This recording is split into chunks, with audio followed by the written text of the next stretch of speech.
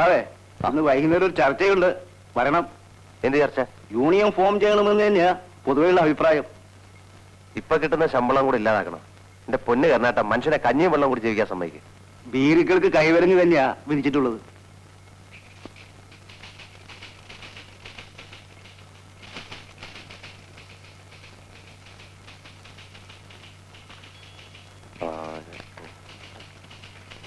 വിറക് വാടക 250,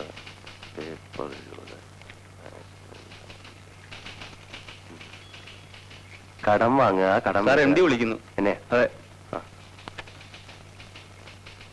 ലോട്ടറി അടിക്കാതെ ഒരു രക്ഷയില്ല.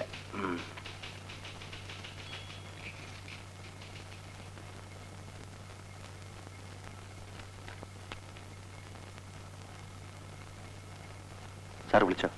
ആ ഉവ്. യൂണിയൻ പ്രവർത്തനങ്ങളൊക്കെ എവിടം വരെയായി? എനിക്കറിയില്ല സാർ. അതെന്താ, യൂണിയൻ ചേർന്നില്ലേ? ഞാൻ അങ്ങനത്തെ ഒരാളല്ല സാർ. പല ഭാഗത്തുനിന്നും പ്രഷറുണ്ട്, പക്ഷെ ഞാൻ ചേരില്ല. കാരണം? എനിക്ക് യൂണിയനേക്കാൾ വലുത് കമ്പനിയാണ് സാർ. ആ, കമ്പനി നഷ്ടത്തിലാണ്. അതെനിക്ക് പണ്ടേ അറിയാം സാർ. പണ്ടത്തേതിനേക്കാൾ നഷ്ടത്തിലാണ് ഇപ്പോൾ. അതും ഞാൻ ഊഹിച്ചു. എങ്ങനെ? കമ്പനികളെല്ലാം തന്നെ പൊതുവെ നഷ്ടത്തിലാണെന്ന് എനിക്കറിയാം സാർ. മിസ്റ്റർ ബാലഗോപാലൻ, എത്ര പേരുടെ കൈയും കാലും പിടിച്ചാണ് ഇതിനകത്ത് കയറിയെന്ന് ഓർമ്മയുണ്ടല്ലോ? ഉണ്ട് സാർ. എന്ത് വന്നാലും ഞാൻ യൂണിയനിൽ ചേരില്ല, എന്നെ വിശ്വസിക്കാം. എങ്കിൽ എല്ലാ സുരക്ഷിതത്വവും മിസ്റ്റർ ബാലഗോപാലിന് ഇവിടെ നിന്ന് ലഭിക്കും. Thank you sir. ചെല്ലു, ചെന്ന് ആത്മാർത്ഥമായി പണിയെടുക്കൂ. എടുക്കാം സാർ.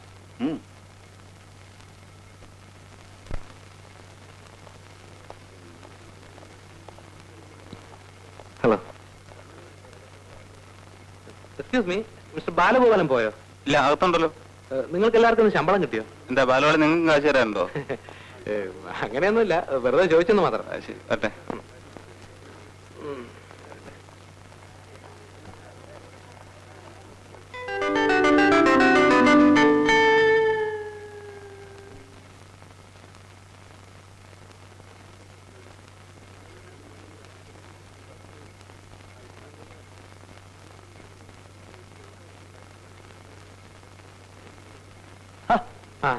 നീ എന്താ അകത്ത് വരാത്തെ? ഇവിടെ നിന്നാ ഏത് വഴി പോയാലും നിന്നെ കണ്ടുപിടിക്കാമല്ലോ എന്ന് ഓ, കരുതി. അത് ശരി. അപ്പൊ എന്നെ പറ്റിയുള്ള നിന്റെ ധാരണ ഏതാ? അതൊന്നുമല്ല, നീ ചിലപ്പോ മറന്നുപോയാലോ എന്ന് കരുതി. നീ ഒരു നല്ല ഫ്രണ്ടല്ല. നിനക്ക് ആത്മാർത്ഥമില്ല. ആത്മാർത്ഥമായിട്ട് ആവശ്യത്തിനുണ്ട് പോനെ. നീ രൂപ എടുക്ക്. ശമ്പളം കിട്ടിയില്ല. രൂപ എടുക്കടാ. ശമ്പളം നാളെ കിട്ടുള്ളൂ, എന്നെ വിശ്വാസം. നിന്റെ ഡാ ഒന്നും എന്റെ അടുത്ത് വേണ്ട. നീ ഒളിച്ചു വെച്ചാലും ഞാൻ രൂപ എടുക്കും. കള്ളാ, ഇങ്ങട്. നാളെ തരാം. അത് ശരിയാകത്തില്ല, അത് ശരിയാകത്തില്ല. ഇനി നമുക്ക് ധാരാളം തമാശയൊക്കെ പറഞ്ഞ് കാപ്പിയൊക്കെ കുടിച്ച് വായി നോക്കി നടക്കാം. നീ വാ. എടാ, ഇനി എത്ര മാസം കൊണ്ട് ചിട്ടി തരും? ഇതൊന്നും എനിക്ക് ഓർമ്മയില്ലല്ലേ? അടച്ചില്ലെങ്കിൽ എന്താ, ഞാനാണല്ലോ ജാമ്യക്കാരൻ. അങ്ങനെ നിന്നെ കുഴിയിൽ ഇറക്കിയിട്ട് ഞാൻ രക്ഷപ്പെട്ട് കളയെന്നാണ് നിന്റെ വിചാരം?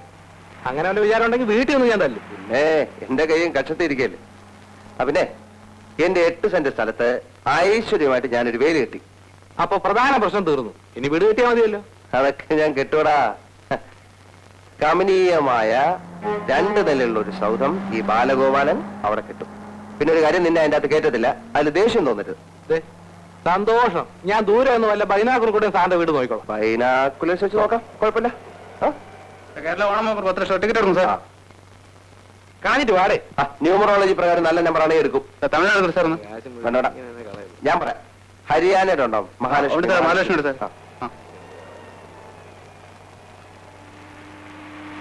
ശരി. 55 ലക്ഷം. അതിനെ ഒരു കാപ്പി വാങ്ങിച്ചു. ശമ്പളം കിട്ടുന്ന ദിവസങ്ങളിൽ നിനക്കൊന്ന് ലാവിഷായിക്കൂട്ടല്ലേ? ശരി, നിന്റെ ആക്ഷേപം ഇന്ന് ഞാൻ തീർക്കും. വാ. ശരി.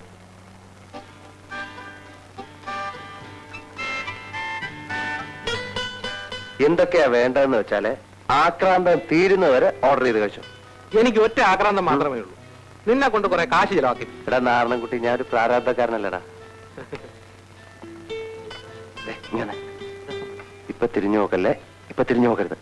നമ്മുടെ പുറകെ ഇരിക്കുന്ന പാർട്ടീസിനെ നോക്കിക്കേ. ലൈനാ, ലൈൻ ലൈൻ. ഞാൻ നാളെ ബീച്ച് വെച്ച് കണ്ടു. തിരിഞ്ഞു നോക്കല്ലെന്ന്. ഇവിടെ ഇവന്മാർക്കൊക്കെ നാണമില്ലടാ ഇവന്മാരുടെ പുറകെ നടക്കാൻ. അതുമല്ല ഭാര്യയും ഭർത്താവുമായിരിക്കും. അല്ലല്ലേ, ഇവൻ നാല് ദിവസം ഇവളെ ഇവൻ ഇവളുടെ വീട്ടിന്റെ ഇപ്പുറത്ത് വെച്ച് ബൈക്കിൽ ഡ്രോപ്പ് ചെയ്തിട്ട് പോകുന്ന കണ്ടു.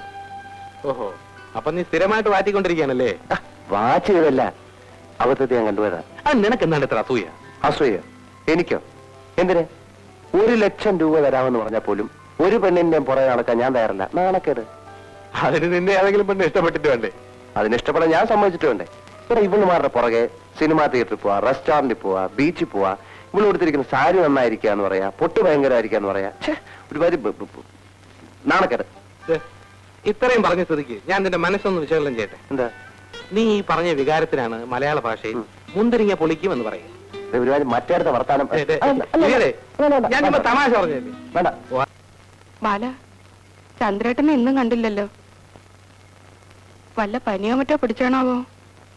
പിണ്ണവേലും തേക്കരുത് 100 തവണ പറഞ്ഞിട്ടുള്ളതാ, കേക്കണ്ടേ? പിന്നെ രാത്രിയും പകലുള്ള ഈ ഓട്ടോ, ബസ്സിലെ പണി ഒരു ദുരിതം പിടിച്ചു തന്നെയാ. ഇന്ന് വന്നില്ലെങ്കിൽ പിള്ളേരുടെ ഫീസ് ചന്ദ്രേട്ടൻ വരാതിരിക്കില്ല. എന്നാലും 10 കൊടുത്താലും മതി. പക്ഷെ ഫൈൻ വേണമെന്ന് പറയും. 2 ദിവസക്കുള്ളിൽ ചന്ദ്രേട്ടൻ എന്തായാലും വരാതിരിക്കില്ലല്ലേ ബാല? എന്നാലും 2 ദിവസം മുമ്പ് വന്നിട്ട് പോയതല്ലേ ഉള്ളൂ. അപ്പൊ ചേച്ചി പറഞ്ഞില്ലേ ഫീസിന്റെ കാര്യം? തളർന്ന ഒരാൾ വീട്ടിലേക്ക് വന്നു വരുമ്പോ കാശിന്റെ കാര്യം പറയാൻ പറ്റുമോ? നേരം വളരുന്നതിനും അങ്ങ് പോവുകയും ചെയ്തില്ലേ? കുട്ടികൾ പഠിക്കാൻ പോണ കാര്യമൊക്കെ ചന്ദ്രേട്ടൻ അറിഞ്ഞൂടെ? നിനക്ക് അടുക്കളയിലെ പണിയൊക്കെ കഴിഞ്ഞോ? ഒക്കെ കഴിഞ്ഞു. എന്നാ അവിടെ തന്നെ നിന്നു.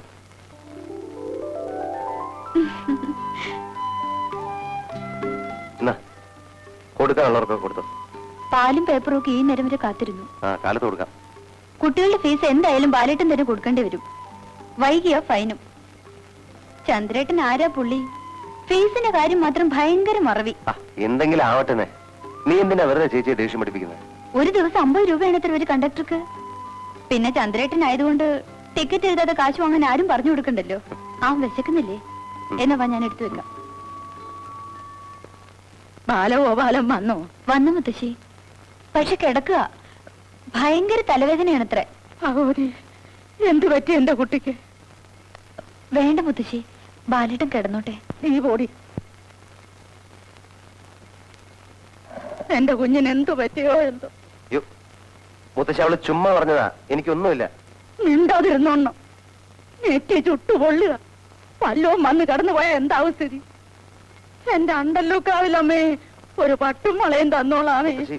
എന്റെ കുഞ്ഞിന്റെ തലവേദന മാറ്റിക്കൊടുക്കണം. മുത്തശ്ശി, ഒരു തലവേദനയ്ക്ക് ഇത്ര വലിയ നേർച്ച വേണോ? അതും ഇല്ലാത്ത തലവേദനയ്ക്ക്? നീ ഒന്നും പറയണ്ട. എന്തായി മാസപ്പടി കിട്ടിയില്ലേ? കിട്ടി. പഴയടുത്ത അമ്പലത്തിലെ വെളിച്ചെണ്ണയുടെ കാര്യം നീ മറന്നു? കൊടുക്കാം. ചേട്ടാ, ഹൗസ് ലോണിന്റെ പേപ്പറാണെന്നാ തോന്നുന്നത്. കാലത്ത് വന്നതാ.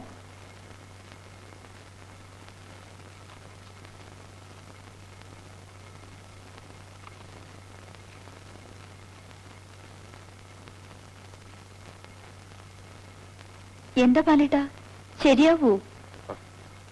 സ്കീമില്ലാത്ര. എന്തില്ലെന്നാ എന്റെ ഭഗവതി? ഇതൊന്നുമല്ല. മുത്തച്ഛ പോയി കിടന്നേ. എനിക്കറിയാൻ കിടക്കാൻ. നീ പറഞ്ഞിട്ട് വേണ്ട. പ്രത്യേകിച്ച് കാരണമൊന്നുമില്ല.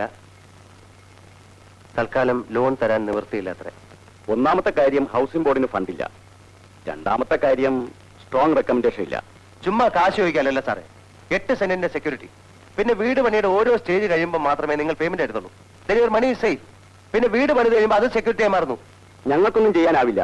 ഓരോ ആപ്ലിക്കേഷന്റെ പിന്നിലും കാണും ഒരു മന്ത്രി അല്ലെങ്കിൽ ഒരു രാഷ്ട്രീയ നേതാവ്. ആ വഴിക്ക് ശ്രമിച്ചു നോക്ക്.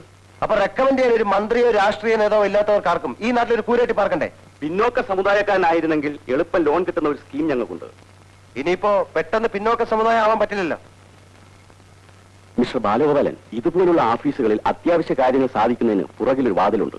മേശയ്ക്ക് അടിയിലൂടെ ചില പ്രയോഗങ്ങളുണ്ട്. വഴി പറഞ്ഞു തന്നെ വളരെ നന്ദി. എന്റെ കാര്യമല്ല. അല്ല, സാറിന് തരാം, നിങ്ങൾക്ക് തരാം, ഇവിടെ ഇരിക്കുന്ന എല്ലാവരും കൊടുക്കാം. മിസ്റ്റർ ബാലഗോപാലൻ,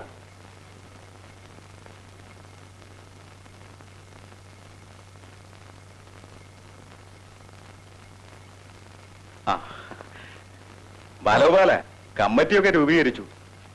എന്നെ പിടിച്ച് എക്സിക്യൂട്ടീവിൽ ഇട്ടിരിക്കുക. ബാലിനോട് പൊതുവെ കരനേട്ടനും മറ്റും അതൃപ്തി ഉണ്ടെന്ന് തോന്നുന്നു. എനിക്ക് യൂണിയനിൽ ചേരാൻ പേടി എന്റെ കുട്ടപ്പൻ ചേട്ടാ. 1 മാസത്തെ ശമ്പളം പോയാ എല്ലാ പദ്ധതികളും കുഴയും. ഞാൻ പറഞ്ഞെന്ന് മാത്രം. എനിക്ക് എന്തൊക്കെ പ്രശ്നങ്ങളുണ്ടെന്നറിയാം. സെക്രട്ടേറിയറ്റിൽ പോകണം, ഹൗസ് ലോൺ ശരിയാക്കണം. ഈ വൈറ്റ് കോളർ ജോലി നിർത്തിയിട്ട് ഫീൽഡിലോട്ട് ഇറങ്ങിയാലോ എന്ന് ആലോചിക്കുക. അതിലേ ഉള്ളൂ വല്ല ഫലവും. ശ്രമിച്ചു നോക്ക്. MD ഒന്ന് മണിയടിച്ചാ മതി. യൂണിയനിൽ ചേരാത്തതുകൊണ്ട് പുള്ളിക്കാരെ സമ്മതിക്കും. അത് ശരിയാ. ഈ സെയിൽസ് ക്യാൻവാസിംഗ് നടത്തിയ കമ്മീഷൻ കിട്ടും. അതൊരു എക്സ്ട്രാ വരുമാനമാണല്ലോ. ഒന്ന് മണിയടിച്ച് നോക്കാം. സെയിൽസ് ക്യാൻവാസിംഗ് നടത്തുന്നതിൽ വിരോധമൊന്നുമില്ല. പക്ഷെ ഓഫീസിൽ ലീവ് എടുക്കണമല്ലോ. എടുക്കാം സാർ. ആ ദിവസത്തെ ശമ്പളം കട്ട് ചെയ്യേണ്ടി വരും. അത് കട്ട് ചെയ്താലും കമ്മീഷൻ കിട്ടുമല്ലോ സാർ. അത് മിസ്റ്റർ ബാലഗോപാലിന്റെ മിടുക്കുപോലിരിക്കും. ആ മിടുക്കുള്ളതുകൊണ്ടാണല്ലോ ഒരു കൈ നോക്കാമെന്ന് കരുതിയത്. പിന്നെ നമ്മുടെ ഈ ഫാൽക്കൺ പ്രോഡക്ട്സിന്റെ പ്രചാരണത്തിന് വേണ്ടി വർക്ക് ചെയ്യുന്ന എനിക്ക് വളരെ സന്തോഷമുള്ള കാര്യമാണ്. ഒരു സെയിൽസ് റെപ്രസെന്റേറ്റീവിന് ഉണ്ടായിരിക്കേണ്ട ഏറ്റവും പ്രധാനപ്പെട്ട ഗുണങ്ങൾ ചുറുചുറുക്കും വാചാലതയുമാണ്. എനിക്ക് അതില്ലേ sir? You are smart. Try to be pleasing. മര്യാദയോടെ ബഹുമാനത്തോടെ നമസ്തേ പറഞ്ഞുകൊണ്ട് വേണം കസ്റ്റമേഴ്സിന്റെ മുമ്പിൽ ചെല്ലാൻ. നമസ്തേ. എന്താ? I am TP Balagopal MA from Falcon products. നിങ്ങളുടെ വീടുകൾ മോടി പിടിപ്പിക്കാനുള്ള നിരവധി കൗതുക വസ്തുക്കൾ ഞങ്ങൾ നിങ്ങൾക്ക് വേണ്ടി നിർമ്മിച്ചു തുടങ്ങിയിരിക്കുന്നു. ഹലോ. ഫാൽക്കൺ പ്രോഡക്ട്സിന്റെ ഉൽപ്പന്നങ്ങൾ എല്ലാവരും ഇഷ്ടപ്പെട്ടു തുടങ്ങിയിരിക്കുന്നു. കൊച്ചുകുട്ടികൾക്കുള്ള കളിപ്പാട്ടം മുതൽ വിക്ടോറിയൻ കാലഘട്ടത്തെ അനുസ്മരിപ്പിക്കുന്ന ഷാൻലിയർ വരെ ഞങ്ങൾ നിങ്ങൾക്ക് വേണ്ടി ഉണ്ടാക്കുന്നു. ഇതാണ് ഫാൽക്കൺ പ്രോഡക്ട്സിന്റെ പ്രധാനപ്പെട്ട ഒരു ഐറ്റം. എന്ത് മിനുക്കം, എത്ര എളുപ്പം, വിലയോ തുച്ഛം, ഗുണമോ മെച്ചം. ഇപ്പൊ ഇതൊന്നും ഞങ്ങക്ക് വേണ്ട. നാനാവർണ്ണത്തിലുള്ള വാൾപേപ്പറിന്റെ ആവശ്യം ഇപ്പൊ ഇല്ല. ഇപ്പോഴെന്നല്ല, എപ്പോഴെങ്കിലും ആവശ്യമായിട്ട് വരുമ്പോ ഓർമ്മിക്കുക ഫാൽക്കൺ പ്രോഡക്ട്സ്. പൊടി പുരണ്ടാലോ ചളി പുരണ്ടാലോ നിമിഷ നേരം കൊണ്ട് നിങ്ങൾക്ക് ഇത് കഴുകിക്കളയാം. ക്ഷമിക്കണം, ഞാൻ എന്റെ ഡെമോൺസ്ട്രേഷൻ ഒന്ന് കാണിച്ചു തരാം. വരൂ വരൂ. എടോ, ഞങ്ങൾക്ക് ഈ താല്പര്യമില്ല. Sir, just see please. ഞങ്ങൾക്ക് ആവശ്യമില്ലെന്ന് പറഞ്ഞില്ലേ? മാഡം, ഇത് ഒട്ടിച്ചു കഴിഞ്ഞാലേ താല്പര്യം ഉണ്ടാവുള്ളൂ. ഒന്ന് കാണുന്നതിന് എന്താ? പ്ലീസ് ഒന്ന് ജസ്റ്റ്.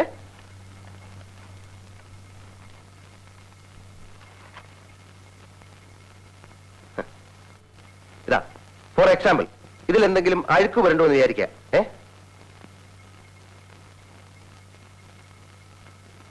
എന്ത് ചെയ്യും? നിമിഷ നേരം കൊണ്ട് വെറും പച്ചവെള്ളം ഉപയോഗിച്ച് ഞാൻ ഇത് കഴുകിക്കളയാം.